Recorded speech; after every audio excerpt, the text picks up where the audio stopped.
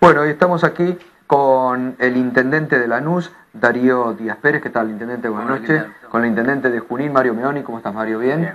Y el diputado nacional, Sebastián Sinquerruy. Siempre bien, ¿no? No, pero bien. Ah, muy bien. La única es aclaración difícil, que soy provincial, no nacional. Va, el diputado provincial. Bueno, ¿y cómo ven el tema este de la... Bueno, ya aprobado y puesta en marcha por el gobernador Daniel Scioli, estas listas de adhesión? Hay mucho ruido, ¿eh? Dicen los intendentes peronistas históricos están enojados, les va a traer problemas, quieren romper. No es semejante actitud. En principio, por supuesto, en aras de la sinceridad absoluta, había generado discusiones previas, posiciones encontradas, había seguramente quien no coincidía con alguna de las posturas que se escuchaban. Yo públicamente siempre coincidí con la eventualidad de que se habilitaran listas de adhesión, no colectoras, nunca fueron colectoras, siempre fueron consideradas eventualmente listas de adhesión. Yo fui producto de una lista de adhesión, así que de ganar intendente Quindimil esa oportunidad, con una, en aquello llamada colectora, eran listas de adhesión. Creo que expresan una posibilidad por distintos lugares de adhesión a candidatos importantes a nivel nacional, provincial, como consecuencia no municipal, que a veces no tan estructurado en el propio partido político, quieren acompañar un proyecto nacional o provincial. Me parece que es totalmente natural como se ha venido dando esta puesta en marcha de esta nueva posibilidad. ¿Ustedes acompañan entonces? Yo estoy acompañando, asumo que no todos mis compañeros lo han hecho. Y Mario Meoni, ustedes del radicalismo, ¿cómo están observando esto? Bueno, en principio, la verdad, yo soy de los que creen que una ley electoral es una herramienta y que como tal una herramienta ni gana ni pierde elecciones. Creo que las elecciones se ganan o se pierden de acuerdo a las actitudes, a las propuestas que uno le da a la sociedad, a la credibilidad que cada uno de los candidatos tiene respecto a las propuestas que hace. En el caso del oficialismo, a partir de lo que efectivamente hagan desde el gobierno. Digo, y la prueba de esto es que hace 2 años existían colectoras y el peronismo, el oficialismo, perdió la provincia de Buenos Aires igual. Por lo tanto, digo, no creo que haya que concentrarse tanto tal vez en la posibilidad de que haya lista de adhesión, que el mayor impacto en todo caso lo genera en el orden local, es decir, en la fragmentación de los consejos deliberantes y muchas veces en la existencia de muchos bloques de concejales que hacen dificultoso poder gobernar. Pero no es imposible tampoco. Yo llevo 8 años de gestión y en los 8 años he tenido minoría en el Consejo Deliberante. Y creo que se puede avanzar y progresar igual. Me parece que la ley tiene otras cuestiones, el decreto reglamentario tiene otras cuestiones que tal vez sean más preocupantes. Me preocupa mucho más la utilización de la publicidad. Digo, en eso los oficialismos tienen una ventaja importante respecto de la oposición, sobre todo en el orden nacional. Pero en definitiva lo de las listas de adhesión creo que es algo que estaba vigente y que bueno, obviamente en algunos casos sirve, en algunos casos te perjudica. Hoy dijo el presidente del radicalismo que no les gustaba, pero que podría usar al radicalismo. Yo creo que hay que utilizarlas, por supuesto. Yo creo que cuando las leyes habilitan hay que usar todas las herramientas, pero a veces usarlas significa usarlas en qué nivel y para quién, digamos, ¿no? Eso también es parte de la estrategia. Yo creo que a veces los partidos políticos cometen el pecado de creer que con mantenerse en principios fuertes respecto a alguna postura histórica que han tenido, los lleva a no tener estrategias adecuadas y después los resultados electorales son en consecuencia de esas estrategias equivocadas, ¿no? Y me parece que yo creo que es una ley que está vigente, hay un decreto reglamentario que lo habilita y más allá de que nos pueda gustar más o menos, hay que utilizarlo. Diputado, y ustedes de la coalición cívica se oponen, ¿no? Sí, yo coincido en parte lo que decía Meoni recién, que tiene que ver con que lo político, lo electoral no resuelve lo político. Si hay errores políticos, sea la norma que sea, digamos, va a haber complicaciones o no según los aciertos políticos. Pero lo que no coincido es que sea una herramienta que esté constantemente en movimiento y según el interés de la mayoría parlamentaria o del partido de gobierno. Nosotros hemos tenido una historia en la Argentina de modificación de la norma electoral en el transcurso del año electoral según los intereses del gobierno. Hemos tenido en la última elección no solo las listas colectoras, en la anterior listas espejos, sino que ha habido candidaturas testimoniales. Entonces, a nosotros nos parece que pararse en el lugar de la oposición a estar violentando constantemente la norma es un compromiso con la sociedad, no es para estar acá especulando según el interés personal de cada partido, porque a todos los partidos nos puede ser útil este tipo de norma. Nosotros también podemos tener colectoras locales, esto puede contribuir a nuestra fórmula nacional, pero la realidad es que tenemos un compromiso que excede a lo que dice una encuesta, que excede a lo que dice el olfato de rédito político más inmediato. Nosotros asumimos en el 2009 con toda la Cámara de Diputados Nacional y con toda la Cámara de Diputados de la provincia una modificación de una ley que sobre todo tendía a concentrar o a fortalecer los partidos y a combatir estas listas colectoras. De hecho, yo tengo acá el artículo 22 de la Ley Nacional, dice que los precandidatos que se presenten a las elecciones primarias solo pueden hacerlo en una sola lista y en una sola agrupación política. ¿Cómo se ha reglamentado? La Presidenta de la Nación es la primera que violenta la norma, porque va a ser candidata de dos listas, de la de ella y posiblemente la de Sabatella. ¿Y ustedes cómo lo ven? No, primero que yo creo que las normas se adaptan a los tiempos que van corriendo. En primer lugar, la última vez hubo listas, no hubo colectoras, ni adhesión, no hubo listas testimoniales, que ese fue el cuestionamiento que hubo de varios sectores. Por otro lado, me parece que pretender encajar en estructuras rígidas a las voluntades de la gente para que tenga solamente pequeñas opciones, ya forma parte del pasado. Me parece que la democracia ha ido demostrando la elasticidad.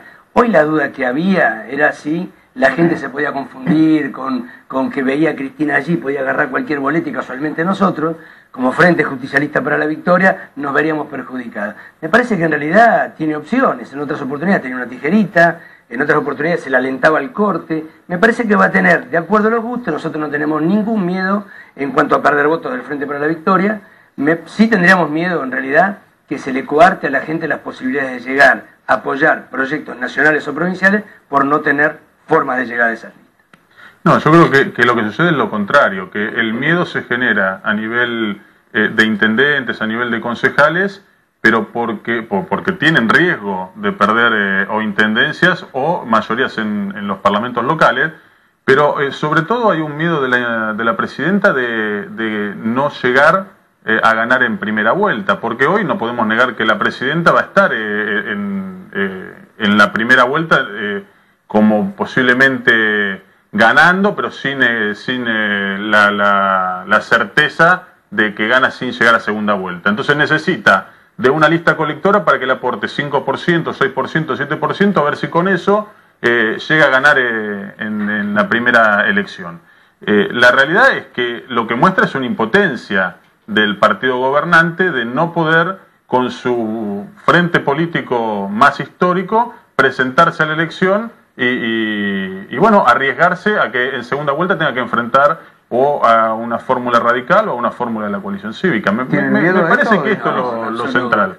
No solo porque creo que ya la opinión pública se va manifestando y por supuesto ni estamos engreídos de creer que ya es imbatible, pero creo que la opinión pública se va manifestando. Me parece que casualmente sería un momento con el prestigio que tiene nuestra presidenta de ni siquiera intentar. Me parece que tiene que ver con los avances de la sociedad.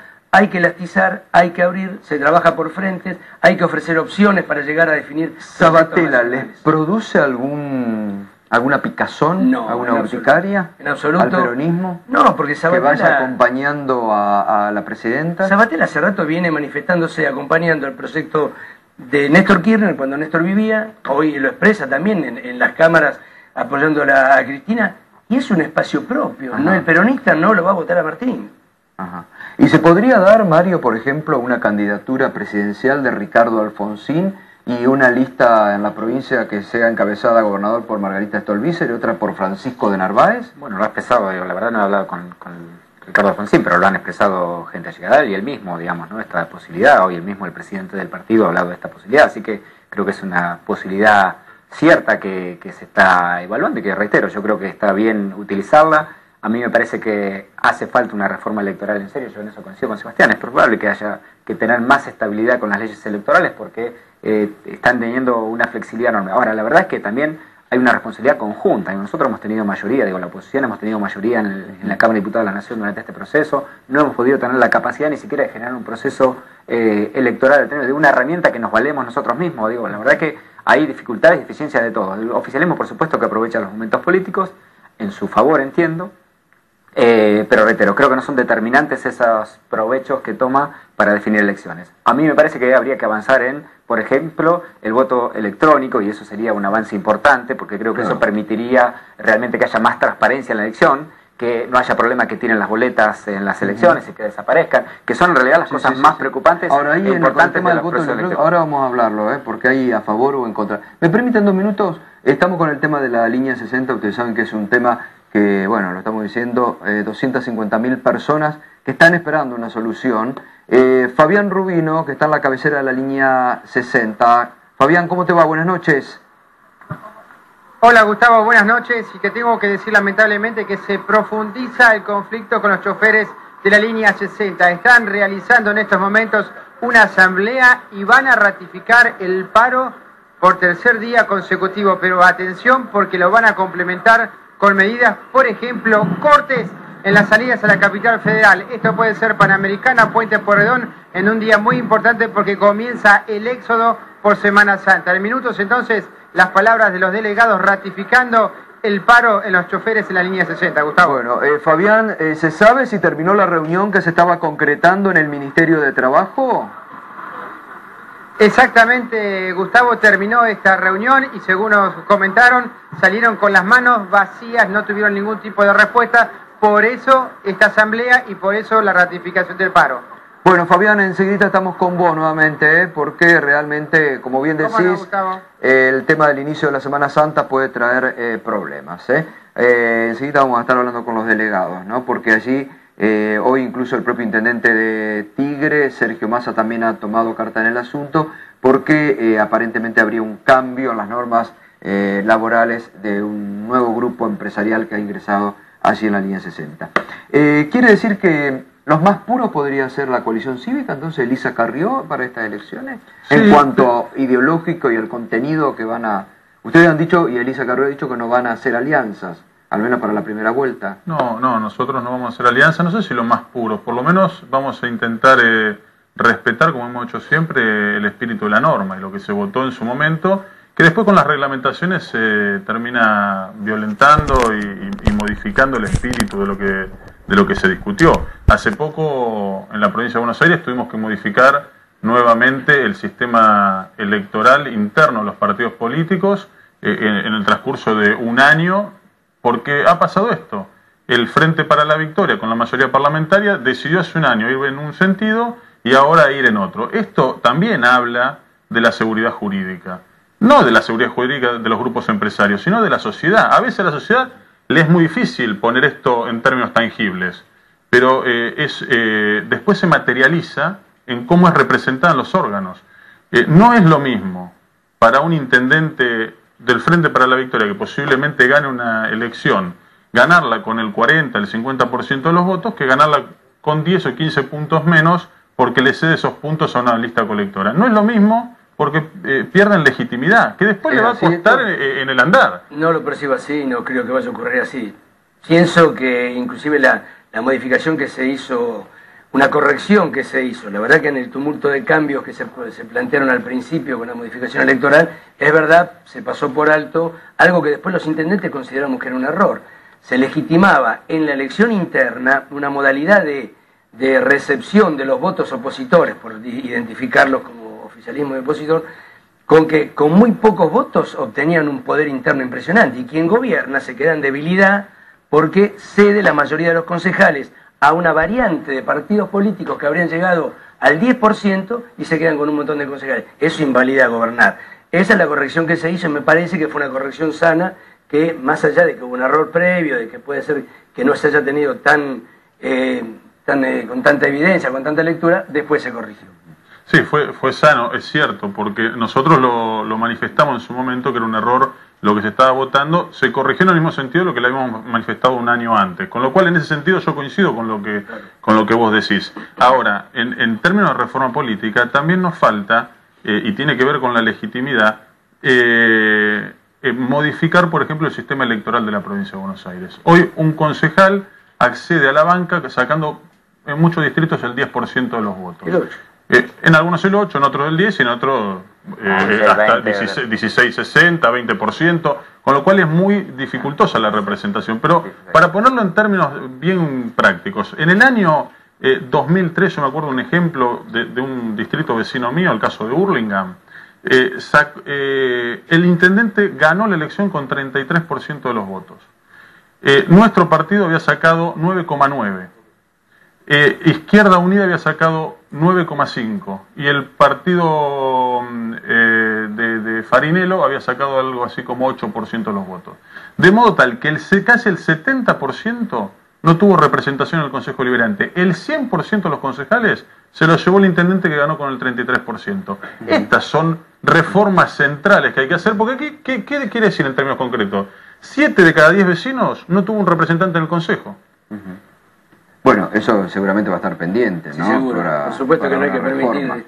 Ahora, también digo, de alguna forma, este tema de las colectoras o la representación que puede llevar distintas listas, ¿no hace que los partidos políticos se sigan atomizando? Sí, por supuesto. Yo creo que es un problema. Sí, seguro. Tengan peso, pero igual, ¿no? Me parece, sí, por supuesto, que es así. Pero reitero, yo creo que los problemas son políticos y la fragmentación tiene que ver con la falta de liderazgo claros que junten. En todo caso, el oficialismo hace un aprovechamiento en su también dificultad de poder consensuar bajo un mismo paraguas absolutamente las contradicciones profundas que tiene, digamos, de tener hombres supuestamente de izquierda o de progresistas y hombres de derecha en el mismo seno. Bueno, digo, ¿cómo compatibilizar a Rico con el hombre más progresista, que puede ser Franco Laporta en el caso de Sarmiento? Me parece que se le hace bastante difícil. Entonces, hay cuestiones que son de carácter netamente político más allá de la ley. Digo, nosotros conocíamos partidos políticos mucho más homogéneos porque había liderazgos muy fuertes, y también, la verdad, la sociedad va avanzando. Probablemente tampoco quiera partidos políticos tan fuertes. Lo que quiera expresar es hombres que le defiendan mejor sus intereses, ¿no? ¿Voto electrónico sí o no? ¿Sirve? Por supuesto, ¿Sí? Es una experiencia para tomarla en cuenta seriamente. ¿Y por qué cuesta tanto llevarlo adelante? Y me parece que tiene que ver también con la provincia, ¿no? Cuesta La provincia plata, de me Buenos parece, Aires implementarlo. Es un monstruo para llevar adelante. No, Sí, yo tengo otra mirada. Cuesta plata, es compleja, pero hay una intencionalidad política que tiene que ver con manipular la elección, especialmente en el conurbano.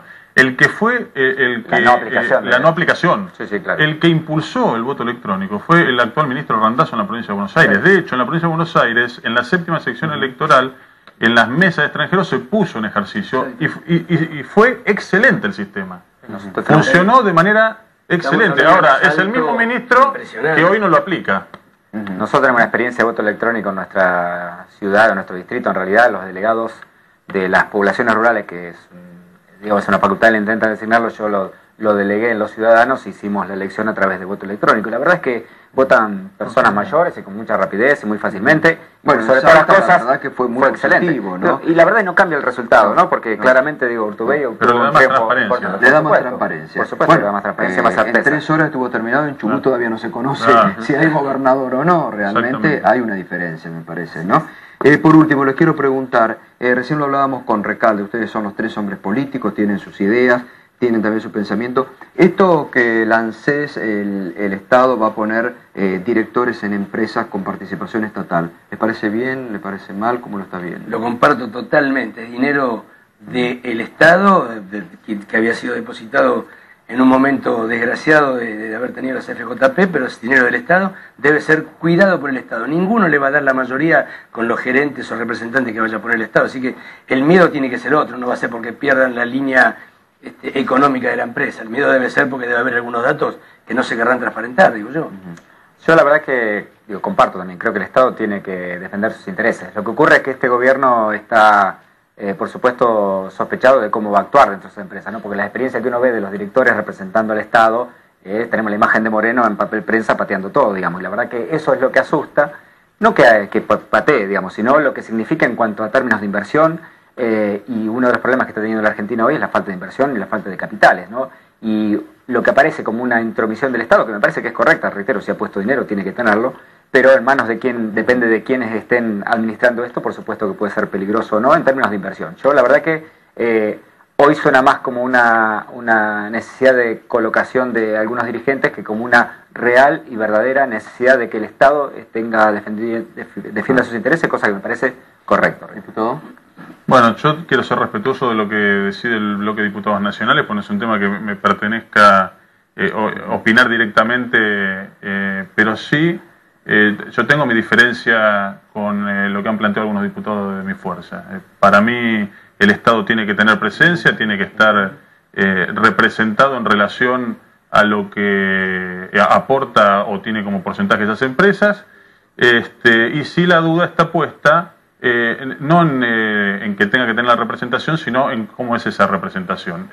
Me da la sensación que está pensada más para tener buenos cargos y bien rentados para algunos asesores vinculados al gobierno, muy cercano al gobierno, ahora, y pagos políticos. Ahora, está bien, ahí ustedes tienen una postura. Ahora, ¿por qué, digo, surgen tantas dudas y sospechas con algo que podría, porque ustedes están en la vereda de enfrente y dicen, no, está bien, pero las personas, digo, ¿por qué surgen estas dudas? Bueno, digo, primero que digamos, ojalá el problema de papel prensa sea que Moreno patea una mesa. Es mucho más grave y eso es lo que no se quiere decir. Y casualmente lo que Moreno está descubriendo con su accionar, que puede ser que no sé, que sea que a alguno no le guste. Yo creo que tiene que ver con la decisión política de qué se defiende. Se defiende el Estado como lo concebimos realmente, cuidando íntegramente los intereses en todas las empresas que el Estado invirtió, o se mira para otro lado. Papel prensa, como otras empresas, tiene que ser controlada. Y lo que haga el Estado es tener un hombre presente en función de un proceso.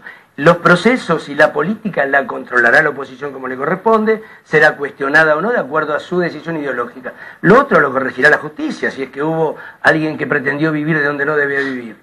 Ahora, ¿usted cree que en este aspecto que no se quieren repartir dividendos como se tendrían que ver, hay algún problema de ocultamiento, como dijo Aníbal Fernández, de papeles? Yo creo que están flojas de papeles. Históricamente tuvieron flojas de papeles y me parece que como en el juego de la escondida alguien los descubrió. Entonces, lamentablemente, les debe dar también ahí, entonces, si hay problemas de papel, hay una responsabilidad muy fuerte de la FIP, ¿no?